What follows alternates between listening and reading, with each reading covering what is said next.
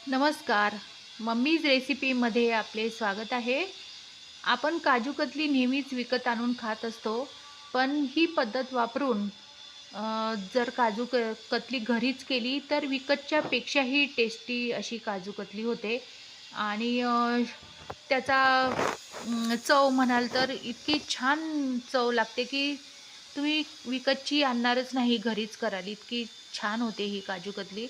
तर आपण करूया काजू कतली. तर काजू कतली करण्यासाठी मी इथे 200 ग्रॅम काजू घेतलेले आहे. आणि आता हे काजू जे आपल्याला छोटे छोटे असे तुकडे करून घ्यायचे, म्हणजे त्याच्यात काही एखादा खराब असेल काजू तर तो आपल्याला नीट काढता येतो. तर मी याचे छोटे छोटे असे तुकडे करून घेतले आणि आता हे आपल्याला 2 ते 3 पाण्याने स्वच्छ धुवून घ्यायचं आहे.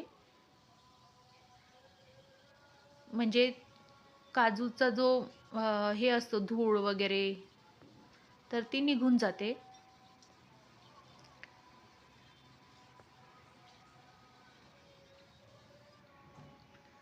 आता 2 ते 3 पाण्याने स्वच्छ धुतल्यानंतर आपल्याला यात आणखी काजू भिजेल इतकं पाणी टाकायचं आहे आणि त्याला साधारण 1 तास आपल्याला भिजत ठेवायचे आहे हे काजू.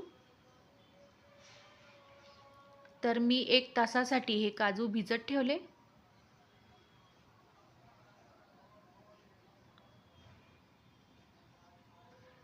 ते चांगले मुरले की आपल्याला त्याची फाईन पेस्ट करता येईल. तर आता हे काजू 1 तासानंतर छान असे भिजलेले आहे. आणि आता यामध्ये आपल्याला पाणी अजिबात टाकायचे नाही. यातले पाणी सगळे काढून घ्यायचे आणि नुसते काजूची आपल्याला पेस्ट करून घ्यायची आहे. पाणी न टाकता फाईन पेस्ट अशी आपल्याला करून घ्यायची आहे.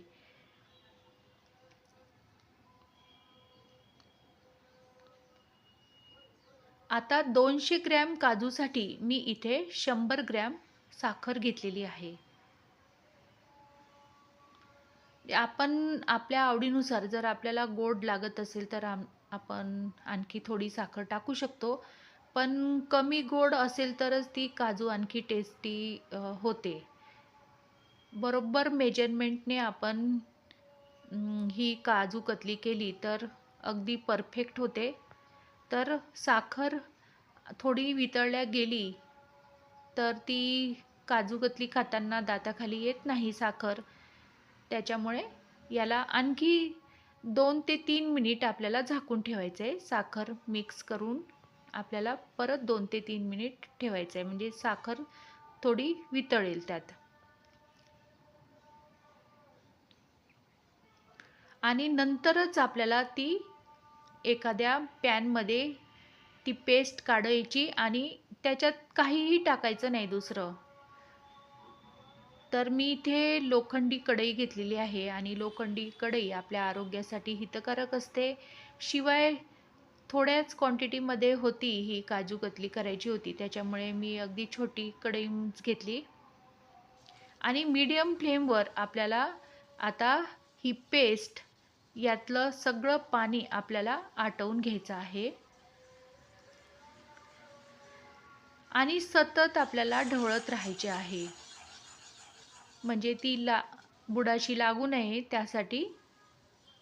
जास्त हाय फ्लेमवर पण आपल्याला शिजवायचं नाही हे मिश्रण. आणि काजू कतली करण्यासाठी फक्त आपल्याला साखर आणि काजू हे 2च वस्तू लागणार आहे.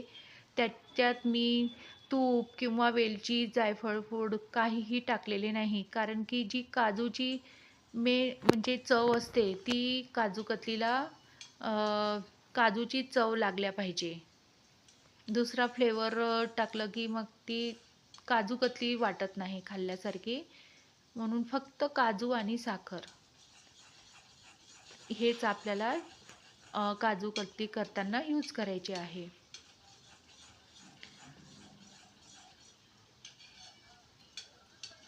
आणि सतत ढवळत राहिल्याने ती कतलीला आपला कलरही छान येतो.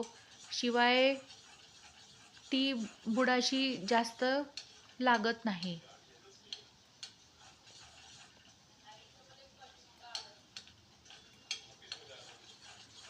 थोडा वेळ लागतो, पण एकदम टेस्ट याची म्हणाल तर विकतच्या पेक्षाही ती चांगली लागेल. आणि ही काजू कतलीचे तुम्ही परफेक्ट माप घेऊन आणि हीच पद्धत वापरून जर तुम्ही काजू कतली केली, तरच ती परफेक्ट होईल आणि अजिबात बिघडतच नाही. म्हणजे त्याचे प्रमाण चुकत नाही. फक्त तुम्हाला हा व्हिडिओ नीट लक्ष देऊन बघायचा आहे. कारण की जसं-जसं यातलं पाणी आटतं आणि तो गोळा व्हायला सुरुवात होते, तेव्हा आपल्याला विशेष लक्ष द्यायचे आहे.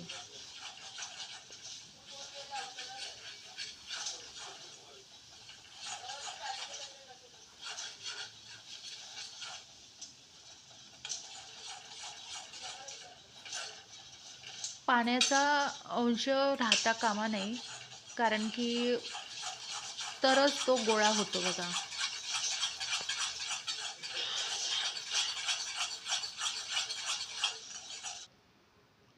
तर बघा 10 ते 15 मिनिट मी हे जी काजूची पेस्ट आहे ती आटवून घेतली आणि आता याचा गोळा तयार झालेला आहे.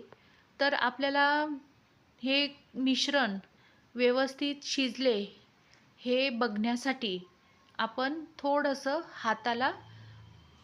हातावरच याप्रमाणे गोळा करून बघायचा आहे. तर बघा असा गोळा तयार होतो आणि शिवाय हाताला चिटकत सुद्धा नाही हे मिश्रण बघा. तर याचा अर्थ हे मिश्रण आता कतली करण्यासाठी तयार आहे.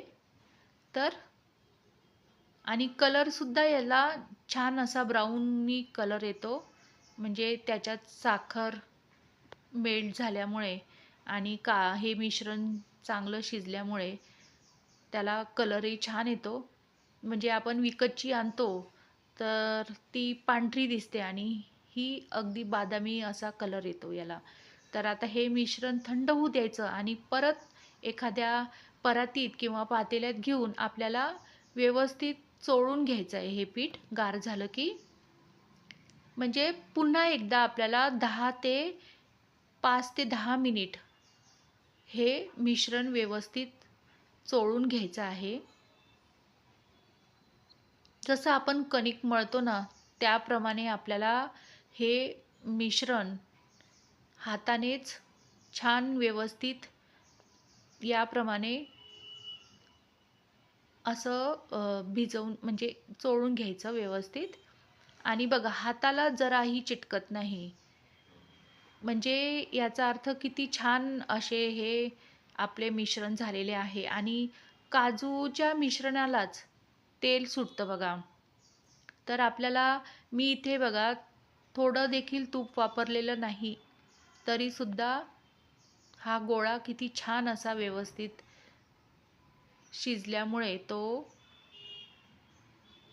आपण म्हणू तसं ती पातळ जितकी आपल्याला पातळ करता येईल तितकं आपण करू शकतो. तर ही काजू कतली लाटताना आपण बटर पेपरवर सुद्धा लाटू शकतो. किंवा मग याप्रमाणे ताट घ्यायचं. हे चौकोनी ताट होतं माझ्याकडे आणि त्याला मी पालथं करून असा हळूवार हाताने हे मिश्रण पसरवून घेतले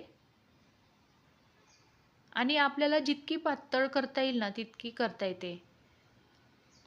तर 200 ग्रॅम काजू आणि 100 ग्रॅम साखर म्हणजे 300 ग्रॅममध्ये साधारण 25 ते 30 काजू कतली झालेली आहे.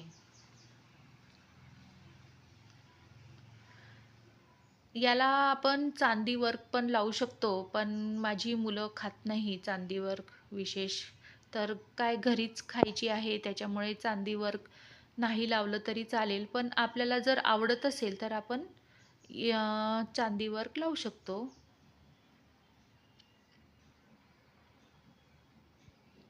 आणि ताट चौकोनी असल्यामुळे याला मी सगळीकडे हे मिश्रण पसरवून घेतलं आणि चौकोनी असं ही लाटी आपली तयार झाली. पोळपाटावर किंवा ताटावर कशावरही आपण लाटून घेऊ शकतो. आणि चिटकलेलं नाही अजिबात बघा लाटण्याला तुम्ही बघितलं असेल. आणि असे पातळ काप आपल्याला करून घ्यायचे आहे.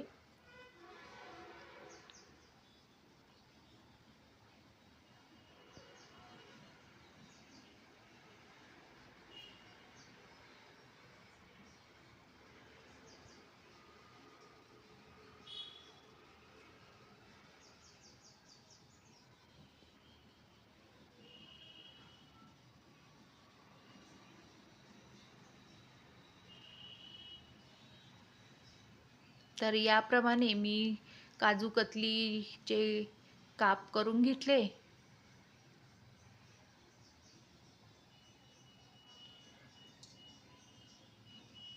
आणि बघा किती पातळ अशी काजू कतली आपली तयार झाली आणि टेस्ट म्हणाल तर एक नंबर.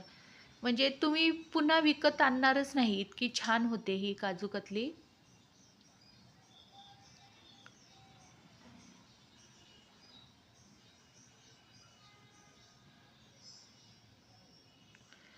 तर अशी ही पातळ अशी काजू कतली जर आपल्याला आवडली असेल आणि पहिल्यांदाच जर तुम्ही माझा व्हिडिओ बघत असाल तर सबस्क्राईब टू माय चॅनल. पुन्हा भेटूया आपण अशाच एक नवीन व्हिडिओसह. Thank you for watching this video. Thank you so much.